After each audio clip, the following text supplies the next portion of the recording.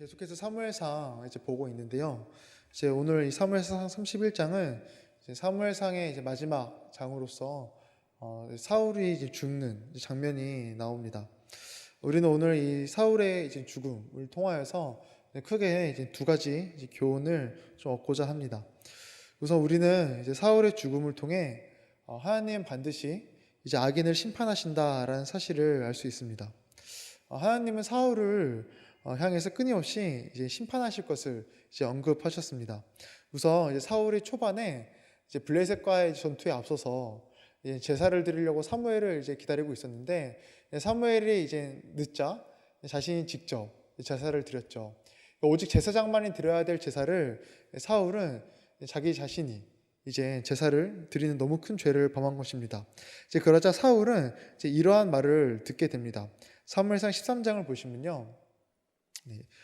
지금은 왕의 나라가 길지 못할 것이라 여호와께서 왕에게 명령하신 바를 왕이 지키지 아니하였으므로 여호와께서 그의 마음에 맞는 사람을 구하여 여호와께서 그를 그의 백성의 지도자로 삼으셨느니라 하고 이렇게 말을 하죠. 사울 왕의 자리를 다른 이에게 넘긴다 이렇게 말을 합니다. 왕의 입장에서는 이런 말을 들으면 굉장히 끔찍한 말이겠죠. 물론 하나님께서는 그 후에 사울에게 한 번의 기회를 더 주십니다. 사울에게 아말렉 족속을 이제 공격하여서 이제 그들의 모든 것을 진멸하고 이제 모든 것을 불사르라 이제 이렇게 말씀하셨는데, 근데 또 이때도 사울은 그 명령에 이제 순종하지 않습니다. 그래서 사울은 자기 자신이 보기에 좀 귀해 보이는 것을 좀 이렇게 태우지 않고 또한 아말렉 왕을 살려주는 이제 그러한 또 죄를 범하게 됩니다. 그러자 하나님은 이제 또다시 이렇게 말씀을 하십니다. 또 15장을 보시면요.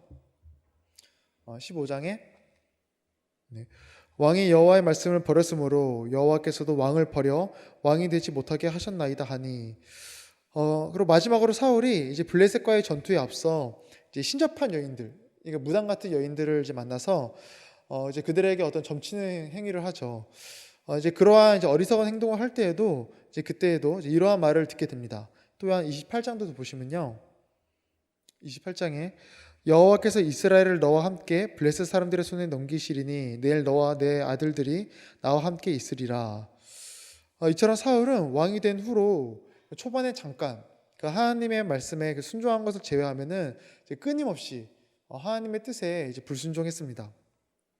이스라엘의 왕은 하나님의 뜻을 따라서 행했어야 됐는데 사울은 그 뜻에 불순종함으로 하나님은 이제 그를 심판하시기로 이제 작정하셨죠.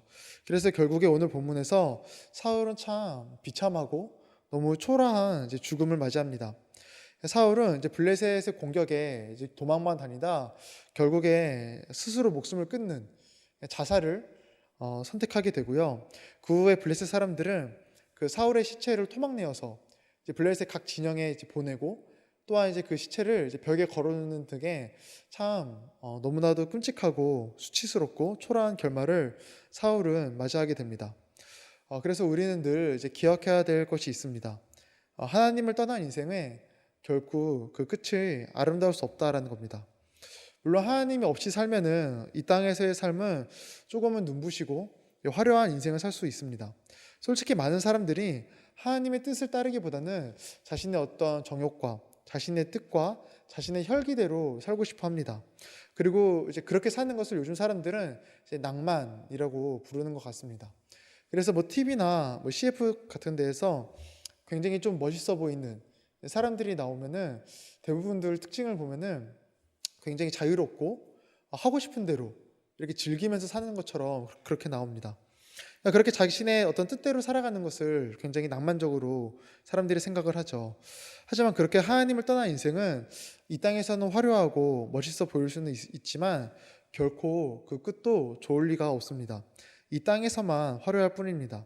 사울도 이스라엘의 초대 왕으로서 많은 백성들의 어떤 지지를 받고, 그리고 그의 말이면 사람들이 두려워할 정도로 어떤 힘이 있었지만 그 끝은 초라했고, 우리도 하나님을 떠난다면 그렇습니다. 왜냐하면은 그러한 인생이 결코 구원받는 인생이 아니기에 그렇습니다. 내 마음과 뜻대로 사는 인생은 결코 구원받아 하나님의 나라에 갈 수가 없습니다. 자신을 부인하고 오직 예수님의 뜻을 따르는 자만이 오직 하나님의 나라에 갈 수 있죠. 그러니 하나님의 뜻을 따르지 않는 사람의 결말이 결코 좋을 리가 없는 것입니다. 물론 오늘 본문을 보면은 이 블레셋과의 전투 속에서 사울 말고 죽는 인물이 또 여러 나옵니다. 그런데 그 중에 한 명이 또 누구냐면 요나단이 포함되어 있습니다. 2절 말씀 보면요. 2절에 이렇게 나오죠. 블레셋 사람들이 사울과 그의 아들들을 추격하여 사울의 아들 요나단과 아비나답과 말기수아를 죽이니라. 잘 아시다시피 요나단은 믿음의 인물이죠. 하나님을 경외하는 마음으로 이제 블레셋을 혼자서 공격하기도 하고 어떤 하나님의 나라의 관점으로 다윗을 또 사랑하고 다윗을 섬기던 인물이 바로 요나단입니다. 그런데 사울의 그 심판 자리에 지금 요나단도 함께 있는 겁니다.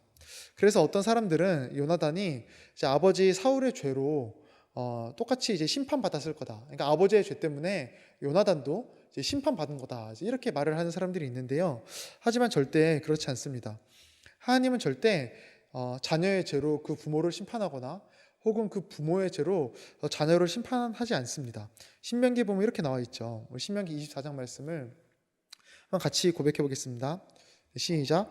아버지는 그 자식들로 말미암아 죽임을 당하지 않을 것이요 자식들은 그 아버지로 말미암아 죽임을 당하지 않을 것이니. 그러니 요나단의 죽음은 심판의 개념으로 우리가 좀 접근해서는 안 됩니다. 그렇다면 요나단의 죽음은 무엇으로 봐야 할까요? 사실 이 문제는 우리 신자가 살아갈 때 굉장히 중요한 문제입니다. 가끔 성경 속에서 하나님께서 죄인들을 심판하시는 장면이 이렇게 나오면은 아이들도 그런 생각을 합니다. 아니, 심판하는 장면에 왜 의인이 포함되어 있는지, 저 안에 믿는 사람들은 도대체 무슨 잘못인지 이제 그런 의구심을 아이들이 갖기도 합니다.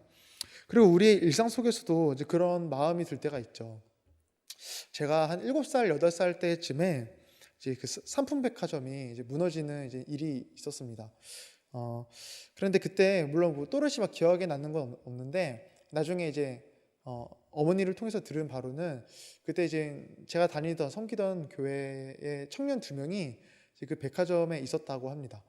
이제 그래서 이제 제가 다니던 교회에 이제 청년들이 막 그 삼풍백화점 막 이렇게 잔해를 수습하러 막 가기도 하고 이제 교회 안에서 이제 그런 말들이 있었다고 합니다. 도대체 왜 믿는 자에게 이런 일이 일어나냐? 이제 뭐 그런 이제 말들이 그 당시에 좀 있었다고 합니다. 이처럼 세상에 일어난 어떤 재해나 어떤 사건, 사고 등에서 믿는 자가 포함되어 있으면은 우리도 모르게 그런 어떤 의구심이 들기 마련입니다. 그래서 우리는 이 땅을 살면서 꼭 기억해야 될 게 있습니다. 신자에게 죽음은 징벌이 아니라는 겁니다. 우리 그리스도인들은 예수님을 통하여서 죽음을 이긴 사람들입니다. 예수님께서 내 모든 죄를 짊어지심으로 죄를 사함받고 예수님께서 사흘 만에 부활하심으로 천국 소망과 부활의 소망을 품어서 죄를 이긴 사람들, 그게 바로 우리 크리스찬들입니다. 그러니 신자에게 죽음은 더 이상 공포이거나 어떤 두려움이거나 걱정거리가 아닌 죽음을 이긴 그런 사람들이 바로 우리들이죠. 세상 사람들은 여전히 죽음의 문제 가운데서 살아갑니다.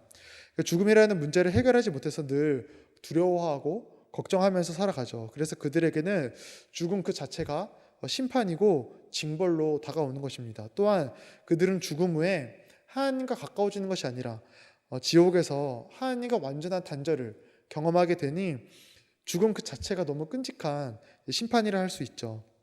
하지만 신자에게는 죽음이 더 이상 어떤 두려움이거나 공포가 아닙니다.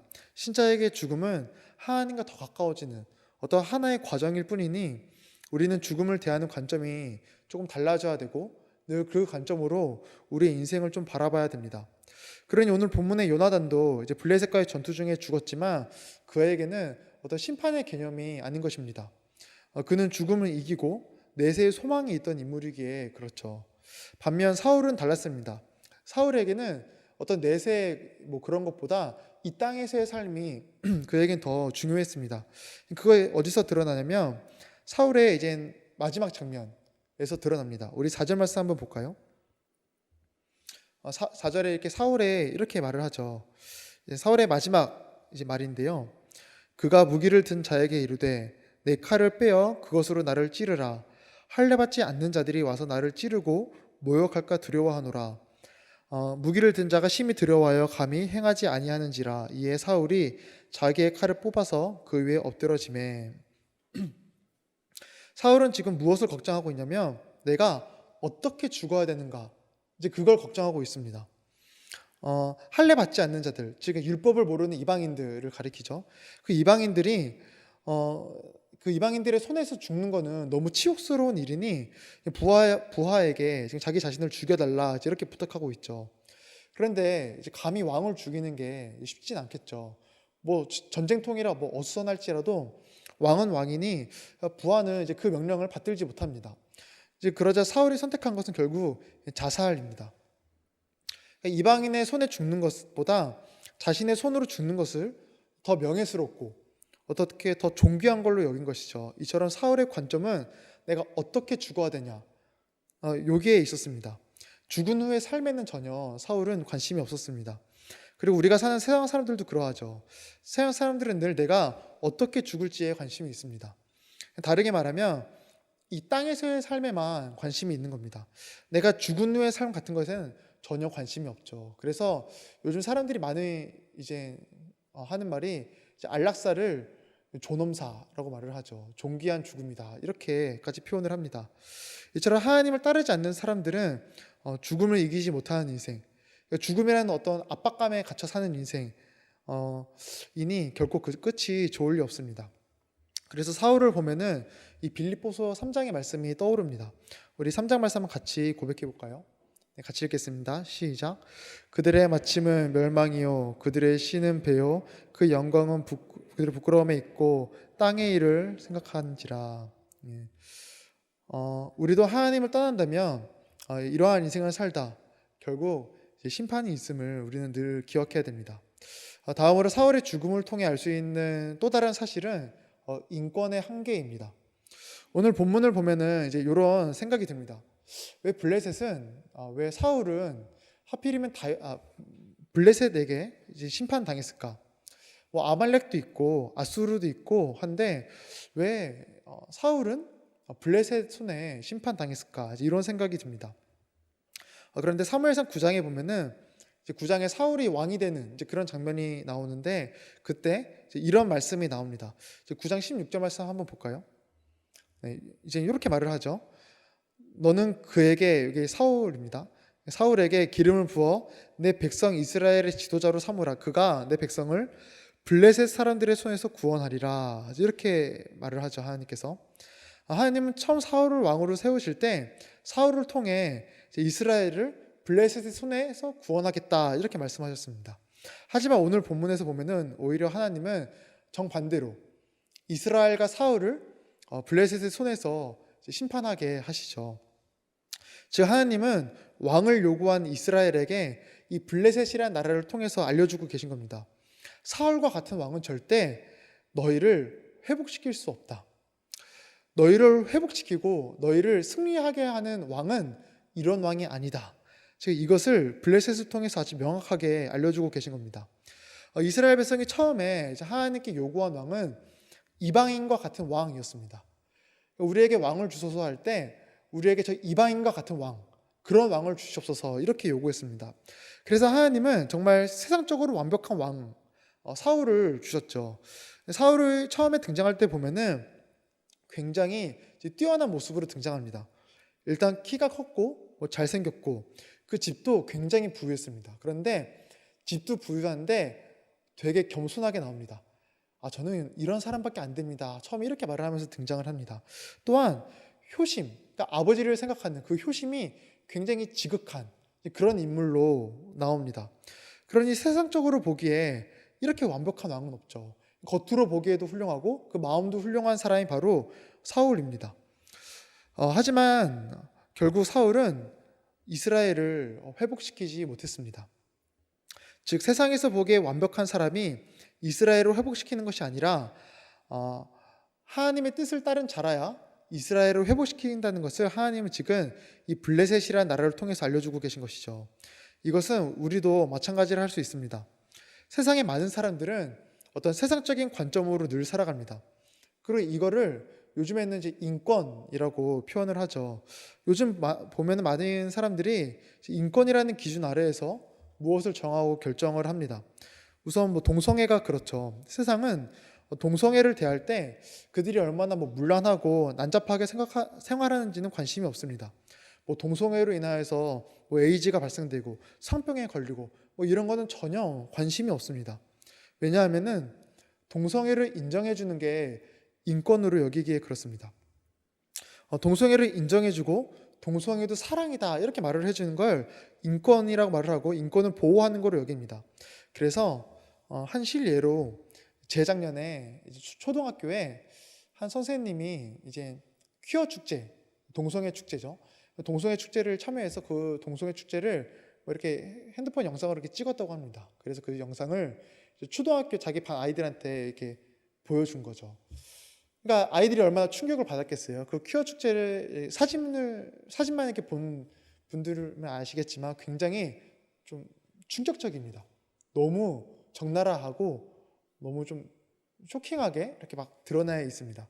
근데 그런 걸 아이들한테 보여주니 아이들이 얼마나 충격을 받았겠어요. 그래서 이제 부모님들도 그 사실을 알았겠죠. 그래서 부모님들 중에서 몇 분이 그 선생님을 이제 고소했다고 합니다. 그런데 이제 최근에 판결이 떨어졌는데 어떻게 떨어졌냐면 동성애자도 인권이 있다라고 하면서 오히려 학부모들에게 이제 벌금형을 내렸다고 합니다. 이처럼 요즘에는 동성애를 좋게 보는 것을 인권을 보호하는 거로 여기죠. 그리고 또 다르게는 낙태도 그러합니다.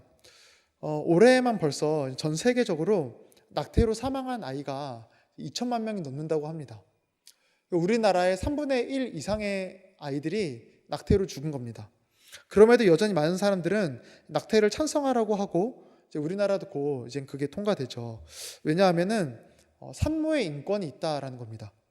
자신은 애를 갖고 싶어서 성관계한 게 아닌데 애가 생겼으니 이 뱃속의 아이를 내 마음대로 죽일 어떤 그런 자유도 나한테 있지 않냐 이렇게 말을 하죠. 이처럼 세상은 계속해서 여러 가지 문제를 어떤 인권이라는 말로 해결하려 합니다. 물론 우리가 이때 절대 오해하면 안 될 것이 있습니다. 인권 그 자체는 나쁜 게 아닙니다. 우리는 인간의 어떤 권리는 충분히 인정해주고 지지해주고 보호해줘야 마땅합니다. 하지만 인권을 기준으로 어떤 사람을 기준으로 무엇을 결정해서는 안 된다라는 겁니다. 사람을 기준으로 어떤 인권을 기준으로 무엇을 결정하면 절대 사람이 사람다워지지 못합니다. 왜냐하면 사람의 마음과 뜻은 죄에 물들었기 때문에 그렇죠. 우리 창세기 6장 말씀 한번 같이 고백해 볼까요? 같이 읽겠습니다. 시작.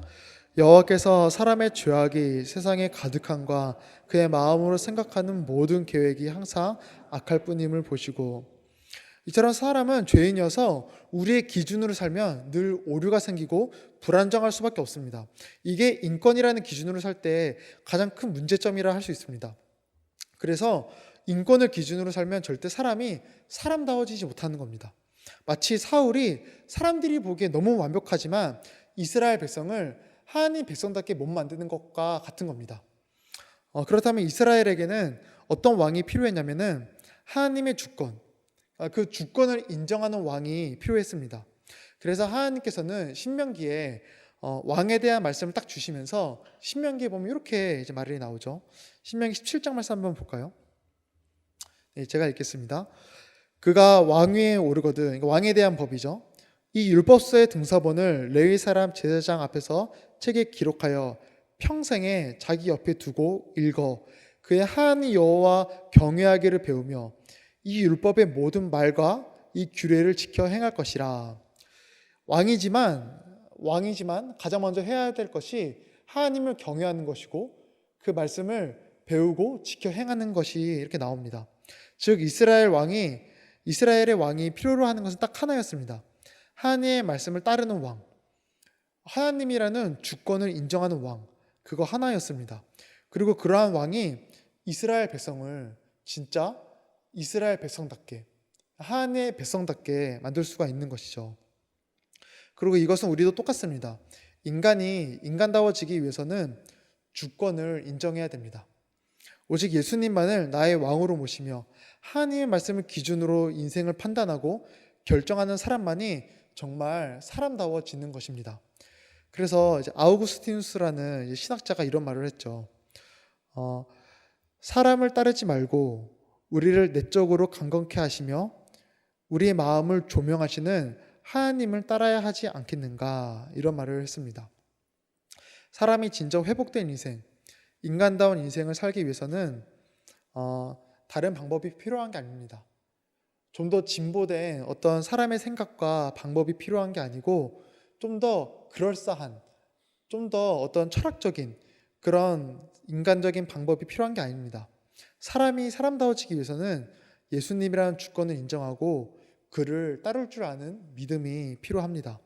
그리고 그때 우리의 인생은 정말 회복되고 참된 만족과 기쁨을 맛보게 되는 것이죠. 설교를 이제 마무리하면요, 이처럼 오늘 사울의 이제 죽음을 살펴봤습니다.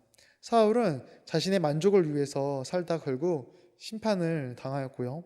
이스라엘은 그러한 사울을 왕으로 섬기다가 더 큰 절망을 이제 맛보게 되었습니다. 우리도 늘 이것을 기억해야 됩니다. 하나님을 떠난 인생은 심판이 있으며 회복이 없다라는 것을 늘 기억하면서 이 땅을 살아내야 됩니다. 다시 기도하겠습니다.